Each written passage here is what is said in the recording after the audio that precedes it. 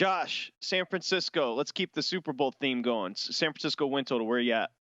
Yeah, so San Fran 13-3 last year, lost in the Super Bowl. Their over under for win total here is 10.5 across the board. So every book is at 10.5. There's no discrepancy in terms of an 11 or a 10. It's all 10.5. However, a lot of juice here is going toward the over. FanDuel over is -120. PointsBet over is -145. So you're seeing maybe Super Bowl hangover. That's a constant thing people talk about. But they've drafted well. They're gonna have a high pick. They traded away Armstead. They got a good foundation there. Jimmy G, another year in the system. Looks like liability here is to the over. And then we'll get to Saints in a second, Patrick. But that's another win total we're getting a lot of juice on, actually to the under. What do you think, Michael?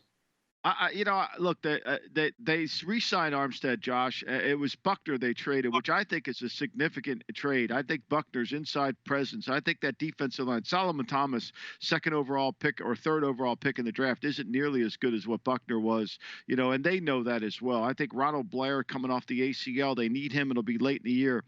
I'm leaning towards the 49ers on the under. I think the 49ers won a lot of games 6 inches away from not having home field advantage all the way through the playoffs. I think Seattle can be a better football team. I think their schedule is going to be a little more tougher for San Francisco. I go under. Do I think the Rams are going to be able to steal some of those wins? No. Do I think the Cardinals? Perhaps.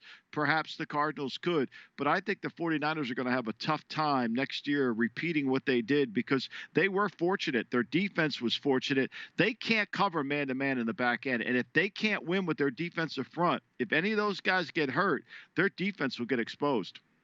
Garoppolo's passing touchdown total is set at 25.5. What do you think? I'm going to go under there. I think, look, the one thing is Kyle's going to run the ball in when he can run the ball in. And he can run the ball in. That's what he likes to do. He's going to try to run the ball in as much as he possibly can, and he's going to try to manage Jimmy. I said this on my podcast. It's unbelievable. But teams called for Nick Mullins to see if he was available for trade. The 49ers said no. The 49ers said no on Nick Mullins. So that tells you how much they love Nick Mullins. That also tells you how they want to protect themselves against Jimmy throwing the ball into situations where he might turn it over. That's why I think they'll run it in.